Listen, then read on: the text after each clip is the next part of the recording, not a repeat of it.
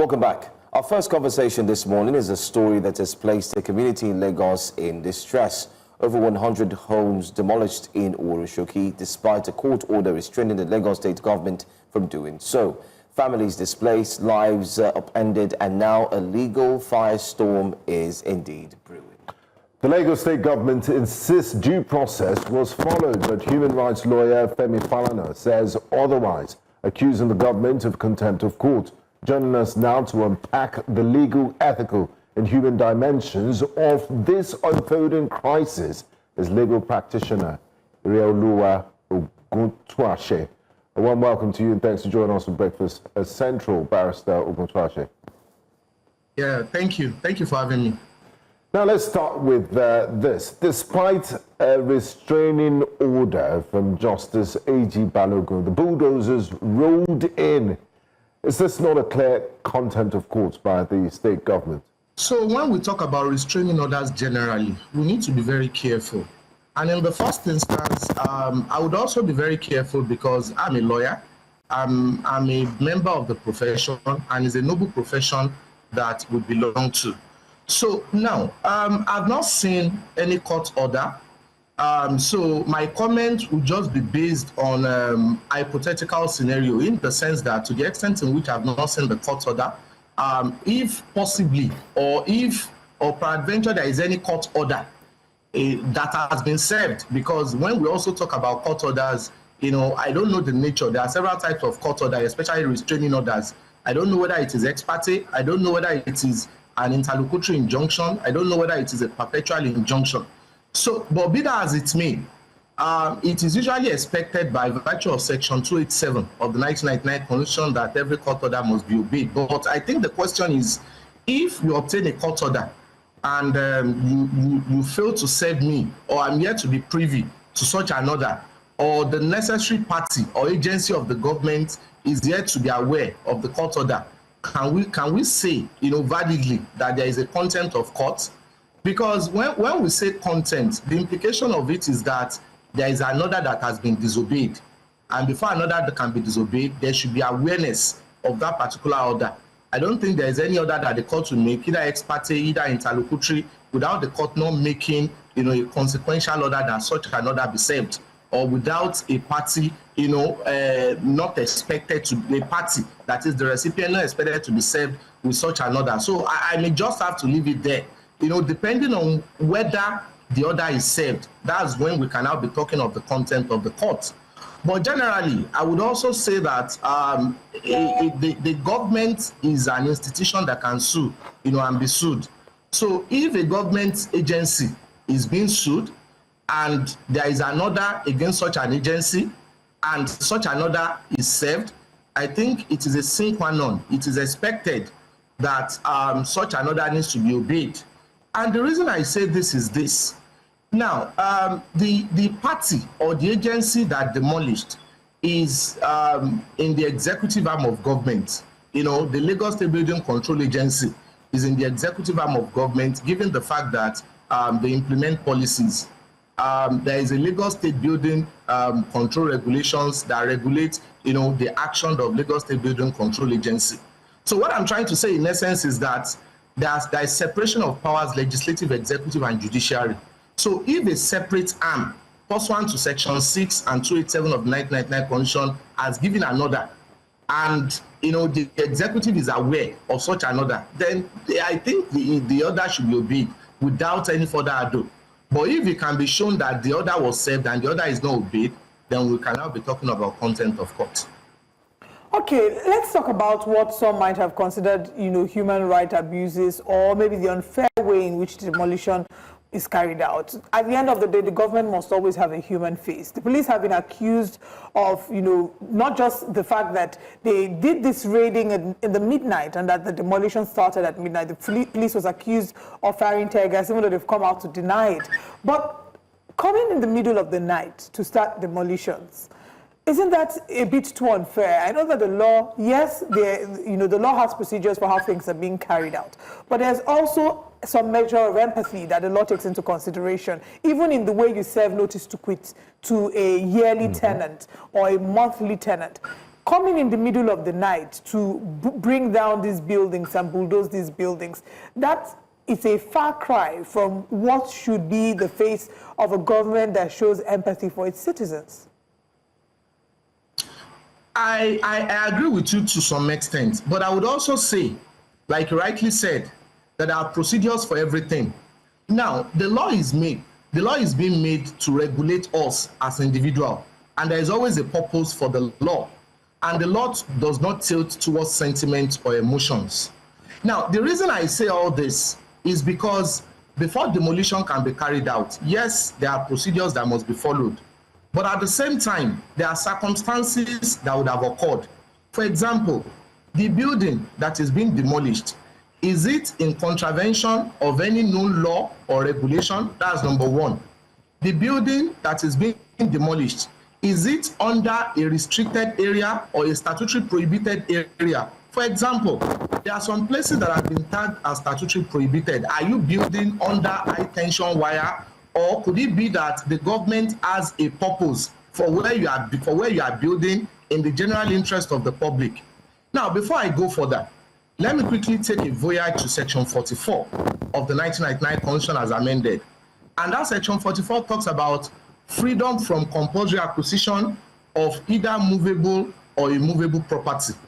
Now, what that section try to say is that nobody can compulsorily acquire a property, but there are exceptions to it. There are exceptions because we've seen that at times, there can be acquisition of property by the government in the general interest of the public, and as long as compensation is being paid, to the victims of the acquisition, and as long as the purpose of the acquisition is to prevent an health hazard or injurious hazard, things like that. That is strictly contained in Section 44, subsection 2 of the 1999 Constitution. Now, the reason I've cited this is because on one hand, government, the law, permit a situation whereby there can be demolition. On the other hand, like you rightly said, there needs to be a face to it. But I think we need to inquire further. And I would advise that possibly, we should have the affected members in your studio, and also invite an agency of the Lagos State government to come and properly clarify the reason. Because I am aware of the fact that by virtue of the Lagos State building regulation, if you don't have your building permits, the government can demolish. But what is the extent of the demolition? There is something called toke. Now, if you don't have your permit, the government can just, to show you that you don't have your permit and to show you that you need to have it, they will not totally level it to the ground. They can just use the caterpillar to remove either the roof or some places, and they will mark it, and you also need to go and meet them. That doesn't mean that the government has acquired. But from what I'm hearing, because I've also tried to do some investigations, in that story, I'm strictly relying on what I've read. I've never interviewed or spoken to, any of the person that is affected. What I read is to the effect that there's a total demolition of the building. And I've also read, please, I can't confirm the accuracy. I've also read that, the government is trying to demolish so that they can acquire it for themselves and use it for developmental purpose. Is the developmental purpose public or private? So those are things I think the government should come out and clarify. And I think that the government should not just sit down on this and just assume the mantle of God's big toe. There is nothing anybody can do. Any action of the government that affects the generality of the citizens, before the action is taken, it is very incumbent on the government to come out and state that this action will be taken on so-so date and so-so time, so that it will not be caught, it will not caught people napping. And that is where I seem a little bit concerned or agitated with government coming out around 2 a.m., 3 a.m. to come and demolish. Well, I don't think that is fair. But at the same time, I need to be careful. To err on the side of caution, I want to know the reason they demolish. Could it be that it's under a restricted area or statutory prohibited area, or they've not obtained building permits, so that for every reason they demolish, there is a consequence for each? If what the government is saying is that they've not acquired building permits, then they cannot demolish totally. It's something that they can acquire. The law is made for people to obey the law, not for people to now be subjected, to be trampled upon. So these are the things we need to properly absolutely, put into Barrister Oguntuase. And even if it's for urban regeneration, because just last week on Friday, the Lagos state government presented some checks to residents of Ireoluwa area that were affected by its urban regeneration plan as part of resettlement. But we'll get into details of that and more. And we also have a lot to unpack. But hold your thoughts, we'll go on a quick break, and when we return, we'll continue this important conversation. Stay with us.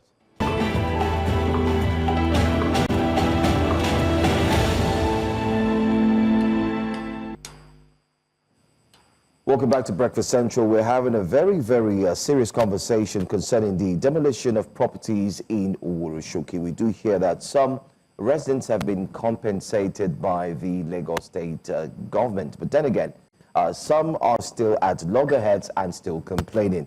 Our guest is a legal practitioner. He's here with us, and we're discussing the issue as we speak. We do have practitioner Ireoluwa Oguntuase, who's here with us. The first question that you were asked, you did answer, and you said you weren't too sure if there was indeed a letter or a press, better still, that was released or that was shared to the public. But I think we do have that. We'd like to put it on the screen so you can actually get to see it as well. It says on Thursday, the 23rd of October 2025, Honorable Justice A.G. Balogun of the High Court of Lagos State, sitting at Ikeja, issued an injunction against the Lagos State government, the Commissioner, Ministry of Physical Planning, and also Urban Development and the Lagos State Building Control Agency, restraining them from further demolition buildings in the Agilero Street, Ososa Extension, and also there are a few names here mentioned. I beg your pardon. My site isn't doing me justice this morning. But I think I'll help you. Yeah, I'll pick up from there. Oworonshoki area, Lagos State, approximately measuring 30 hectares, pending compliance with the pre-action protocol as provided under a pre-action protocol for land matters of the High Court of Lagos State, expeditious disposal of civil cases practice direction number 2 of 1999. The Lagos State Government Ministry of Physical Planning and Urban Development and the Lagos State Building Control Agency were duly served the court order on Friday, 24th day of October 2025. In flagrant breach and contempt of the subsisting court order, and upon the service of the court order on the Lagos State government, they mobilized over 50 armed policemen and thugs who fired tear gas through the night to disperse those protesting a demolition and proceeded to commence a fresh demolition. The demolition was carried out in the dead of the night and has led to the destruction of not less than 100 properties with families displaced. The action of the demolished squad is a sad reminder of the aggravated contempt committed by the Lagos State government years ago in the celebrated case of the military governor of Lagos State and others versus Chief Emeka Odumego Ojukwu and Ano. 1986, it just gives the reference. Context. The Supreme Court set a precedent against the disregard for due process and the rule of law. Notwithstanding that the country was then under a military junta, the Supreme Court deprecated the action of the Lagos State government in defying a court order and resorting to self-help for making a mockery of the rule of law. Obaseki, Justice of the Supreme Court of blessed memory, had this to say: in the area where the rule of law operates, the rule of self-help by force is abandoned. Nigeria being one of the countries in the world, even in the third world, which proclaims loudly to follow the rule of law, there is no room for the rule of self-help by force to operate. Once a dispute has arisen between a person and the government authority, and the dispute has been brought before the court, thereby invoking the judicial powers of the state, it is the duty of the government to allow the law to take its course or allow the legal and judicial process to run its full course. That's right. Anyway, we've been able to break this down further. I'm sure this would do justice to our conversation now. So you've seen this. My question is, when you have a court injunction, why is it that the Lagos State government still feels that regardless of the court injunction, they can still go ahead and demolish properties? Okay, so it is an aberration for any agency to disobey court orders. Court injunction is a perfect example of a court order. You know, any order of the court, an injunction is a restraining order. So is an order, you know, stricto sensu. So I would say, without equivocation, that it is an aberration, it is bad, and it is distasteful. And given the fact that we are not in the Banana Republic, we've been removed from the jackboot of the military regime. You know, in a democratic dispensation, where the constitution holds sway, you know, and in line with Section 6 and Section 287 of the 1999 Constitution that I've cited earlier, for any agency, be it a government agency or a private institution, you know, to demolish a court order. But I would also say that when an order of the court is disobeyed, there is also a procedure. You know, we have two types of contempt: contempt in facie cure and contempt ex facie cure. So it is contempt ex facie cure. You know, that's contempt out of court. You are not disobeying the court, or you are not disrespecting the court in the presence of the court. You are disrespecting the court outside the court. So either contempt in facie cure or contempt ex facie cure, there is a procedure to approach, you know, on this. The people upon whom they are supposed to obey the order, you know, against whom the order has been served and they are supposed to obey, but have refused to obey, of course, they can file, they can commence contempt proceedings against them, and they will come and show cause the reason they failed to obey, you know, the order of the court, and they can be committed to prison. So contempt is a quasi-criminal proceedings, in the sense that as much as there is a civil proceedings, if contempt of court is being committed, you know, the person that committed such a contempt, that is the contemnor, can actually be committed to prison. So I don't think it's necessary for us to, if we want to bring this on the face of the media, we should also at the same time commence the appropriate proceedings. So I think Learned Senior Mr. Falana, with all due respect, knows what to do about this.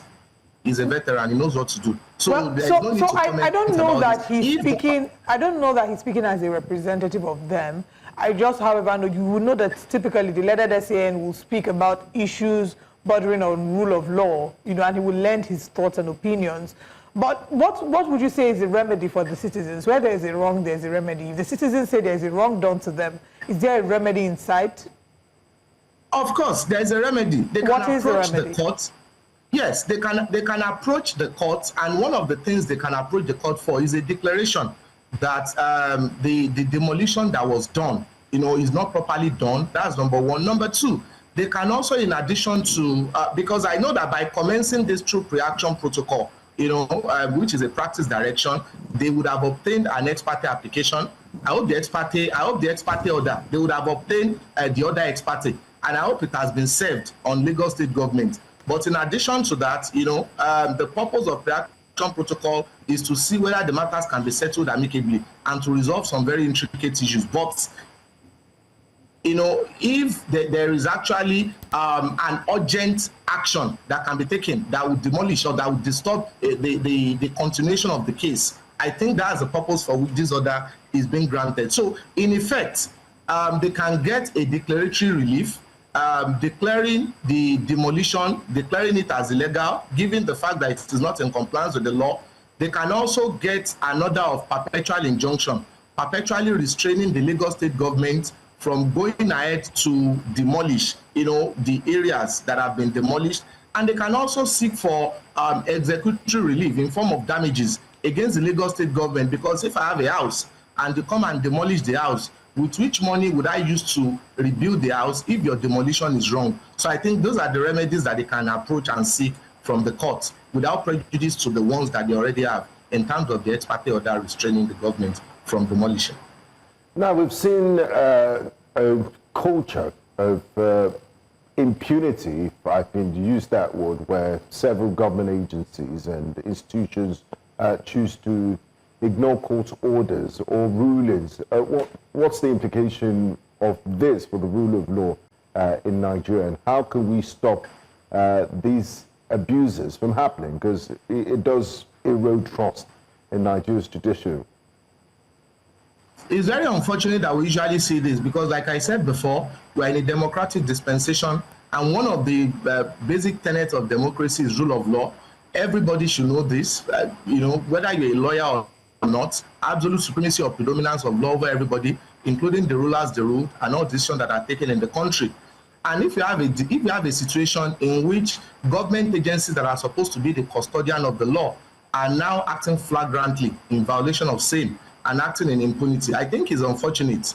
The constitution is very clear, and I believe that the people representing the government at the time of taking that position, one of the things they did was to swear to uphold the provisions and the tenet of the Constitution.